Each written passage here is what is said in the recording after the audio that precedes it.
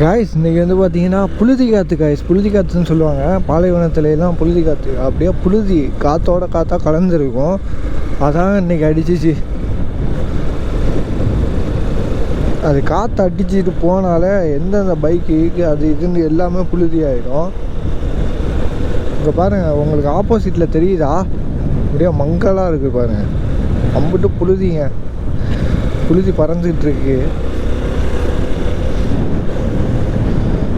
உங்களுக்கு இப்போ ஆப்போசிட்டில் காட்டுறேன் பாருங்கள். இங்கேருந்து பாருங்கள் எப்படி இருக்குது.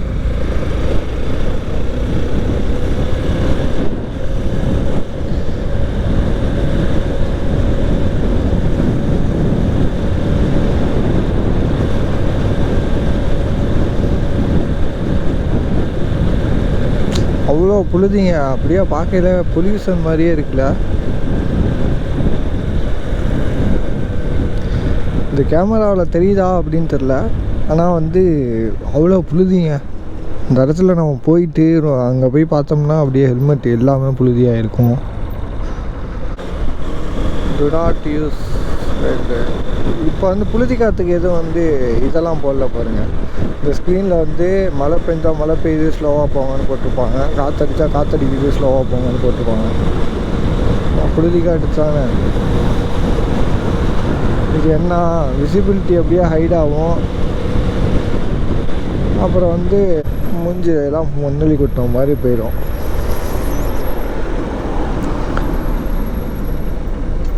காற்று அடிக்குதுங்க, காற்று அடிக்கிறதுனால தான் அப்படியே தள்ளுது ஒன் சைடு.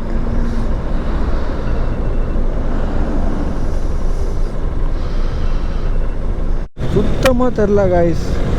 அந்த டெல்லியில் பொல்யூஷன் இருக்குது அப்படின்ட்டு நியூஸ்லாம் காட்டுவாங்க பார்த்தீங்களா, அந்த மாதிரி இருக்குது காய்ஸ். அந்த இங்கேருந்து பார்க்கல அந்த போர்டு கூட ஒன்றுமே அப்படி சரியாக தெரில.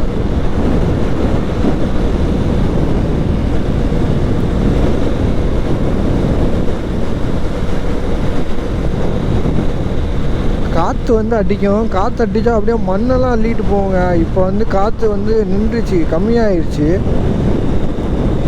ஆனால் புழுதி அப்படியே இருக்குது, காற்றுல கலந்துருக்கு.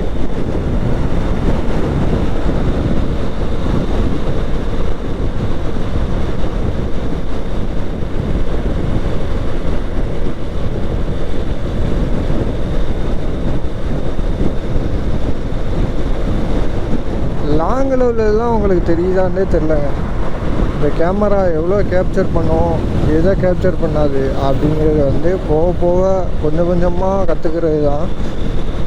இப்போ தானே நம்ம கேமராவே வாங்கியிருக்கோம், அதனால் வந்து இதுக்கு முன்னாடி நான் யூஸ் பண்ணது கிடையாது. அதனால் நமக்கு தெரியாது, தெரிகிறதுக்கு வாய்ப்பு வந்து இல்லை. இதில் இந்த கேமராவில் வந்து நைட்டில் கொஞ்சம் ரொம்பலாம் இல்லாமல் ஓரளவு தான் இருக்குது.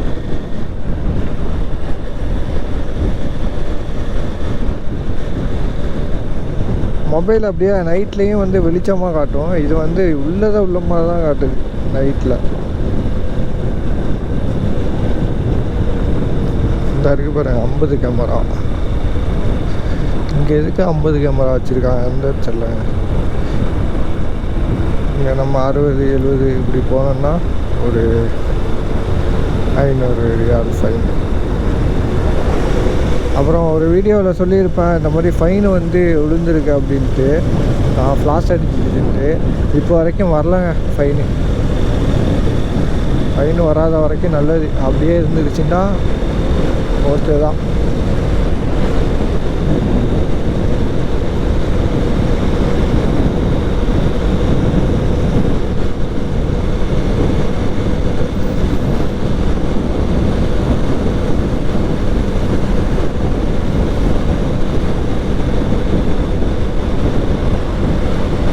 இப்போ தெரியுதா உங்களுக்கு ஆப்போசிட்டில் அந்த புழுதி இதாக இருக்கிறது?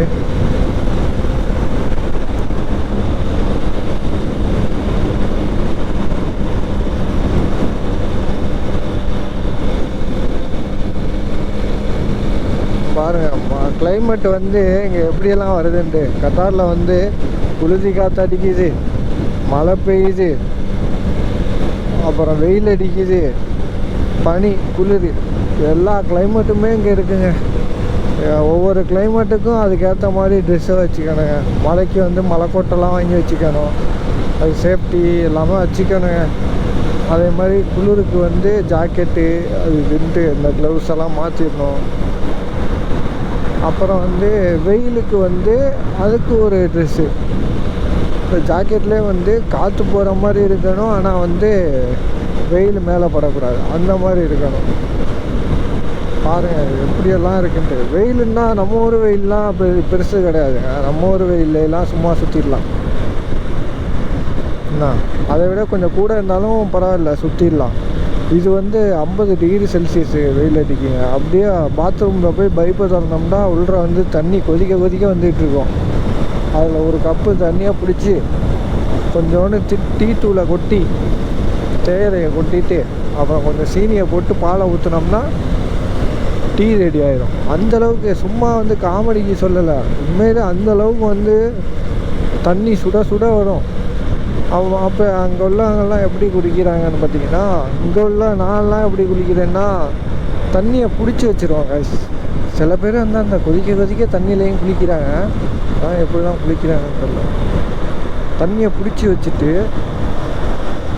கொஞ்சம் நேரம் கழித்து போய் குளிச்சோன்னு வைங்களேன், சுடுந்தான் ஆனால் அவ்வளோக்கா சுடாது.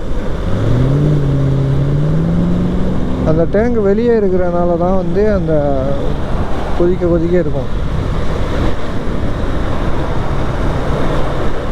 அப்புறம் சூரியன் வந்து காலையில் வருங்க. காலையில் வரும்போதே நல்லா சூரியன் வரும்போதே மதியானம் நம்ம ஊரில் வெயில் அடிக்கிற மாதிரி தான் இருக்கும். அது கொஞ்சம் நேரம் போக போக என்ன ஆகும்னா சூரியன் வந்து சாயங்காலம் மறைஞ்சாலுமே அந்த ஹீட்டு வந்து இந்த அப்படியே சுற்றிக்கிட்டு இருக்குங்க. அந்த கீழே வந்து அப்படியே ரொட்டேட் ஆகிட்டே இருக்கும். கீழேயே இங்கே வரும்போது அந்த அனல் அடிச்சுக்கிட்டே இருக்கும், ஆனால் சூரியனே இருக்காது. இந்த இடத்துல அப்படி தான் இருக்கும். இந்த இடம் எல்லாமே அப்படியே இந்த ரோட்டில் போகும்போது உங்களுக்கு வந்து சூரியனே இருக்காது. சாயங்காலம் ஒரு நைட்டு ஒரு 7 மணி இருக்கும். 7 மணிக்கெல்லாம் உங்களுக்கு வந்து அனல் அடிச்சிட்டு இருக்கும். நீங்கள் நான் சொல்கிறதுல வந்து ஒரு நம்பிக்கை இல்லை அப்படின்னா கத்தாரில் வேறு யாராச்சும் வேலைகளை பார்த்துட்டு இருப்பாங்க, அவங்கள்ட்ட கேட்டுப்பாங்க.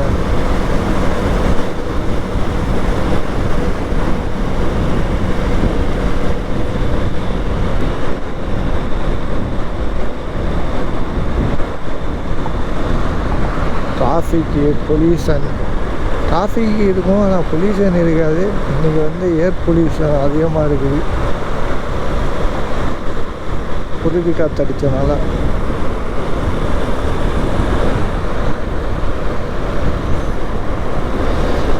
டெய்லி இதில் தாங்க போவோம். மழை பெஞ்சாலும் மழை அடிச்சுக்கிட்டு ஊற்றும் போக வேண்டியது தான். உங்கள் டயத்துக்கு போயிட வேண்டியது தான். கொஞ்சம் வேணால் நீங்கள் லேட்டாக போய்க்கலாம். கொஞ்சம் லேட்டாக மழை வந்துக்கிட்டே இருந்துச்சுன்னா வேறு வழி இல்லை, போகணுன்னா போய் தான் ஆகணும். அதே மாதிரி வெயில் கொளுத்துற வெயில்லையும் போகணுன்னா குளிர் அடித்தாலும் க்ளோசிங் ஷிஃப்ட்டு போட்டிருக்காங்க. எனக்கு குளிரில் தான் போவேன். அந்த போது பாருங்கள், இது என்ன காருன்னு தெரில.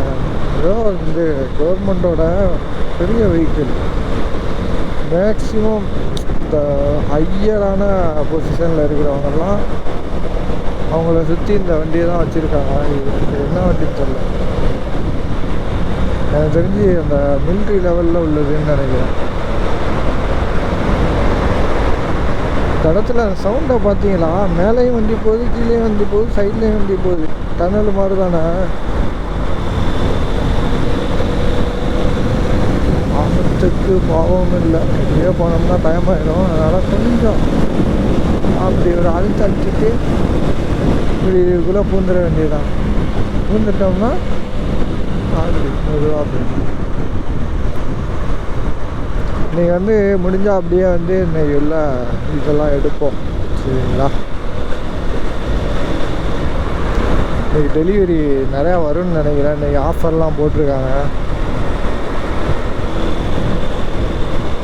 அந்த பாருங்கள், அங்கே உள்ள பிரிட்ஜெல்லாம் தெரியவே இல்லை. அந்த பாருங்கங்கிற சில வீடியோவில் வந்து அந்த இதெல்லாம் தெரிய மாட்டேங்குது.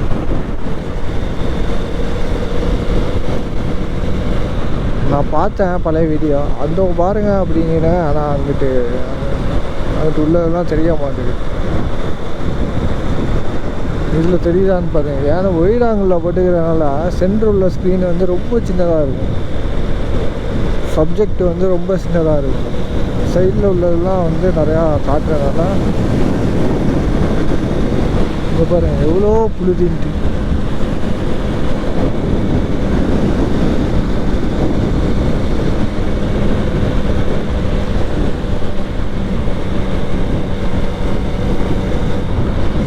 நம்ம காட்டுவோம், தெரிஞ்சால் ஓகே தான், தெரியலன்னா பிரச்சனை இல்லை.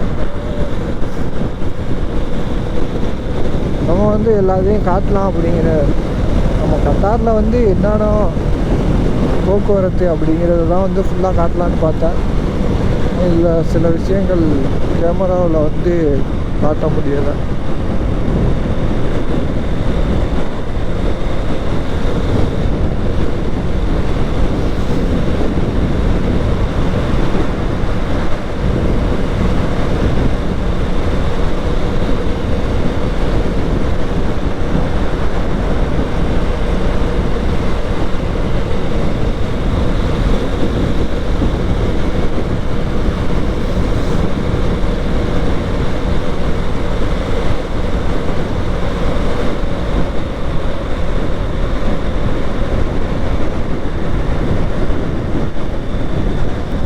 பார்த்தீங்களா, டீப்பெல்லாம் கிழிஞ்சு போய் கிடக்குது ரோட்டு ஓரத்தில். ஒன்றரை டயரை வந்து கிழிச்சிக்கிட்டு அப்படியே அதோடய ஓட்டிகிட்டு போயிருப்பானுங்கன்னு நினைக்கிறேன்.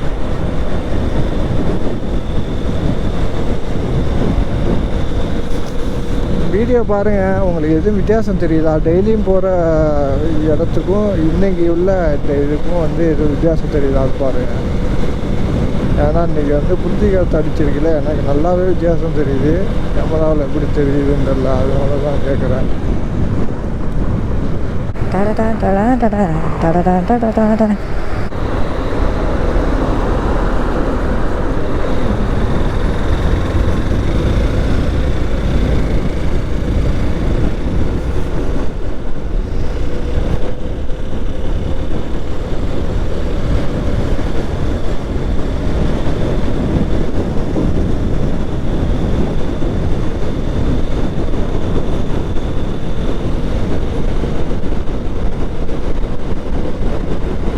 அழுத்துவோமா கொஞ்சம்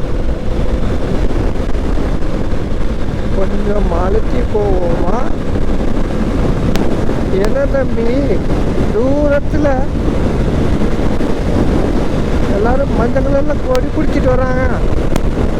நூறு வர போக முடியாது, ஊர்ந்து போகலாம். போகிறதுக்கு தான்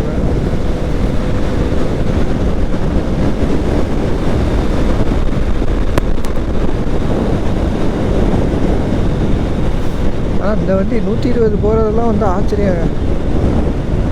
இந்த வண்டி எப்படி தான் 120 போகுதுன்னு தெரில.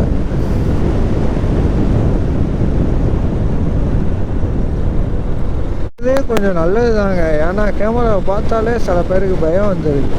இந்த கிறித்துவம் பண்ணுறாங்க பார்த்தீங்களா, அவங்களுக்கெல்லாம் பயம் வந்துடுது.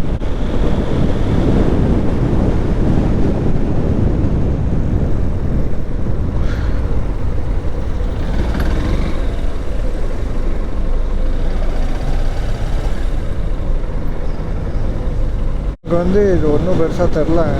இதே ஹெல்மெட்டு போடாமல் இந்த வைசர்லாம் இல்லாமல் ஓட்டிகிட்டு போனோம்னா எப்படி இருக்கும்? என்னோடய பழைய ஹெல்மெட்டில் வந்து பார்த்திங்கன்னா வைசரே வந்து அப்படியே ஃபுல்லாக க்ராச் ஆகிருக்கும். அதில் வந்து நம்ம வைசரை போட்டு ஓட்டவே முடியாது. திறந்து விட்டு ஓட்டினோன்னு வைங்க, கண்ணு போயிடும்.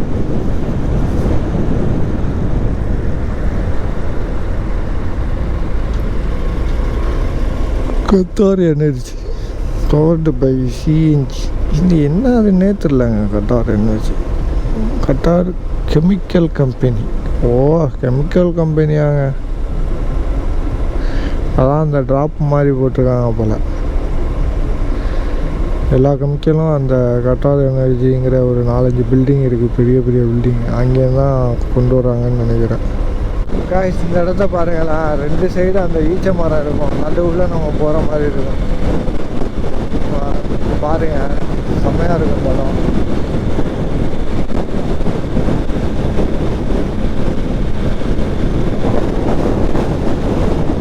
ஏறான் பாருங்க காலை ஒரு ஃபோனை நோண்டிக்கிட்டு.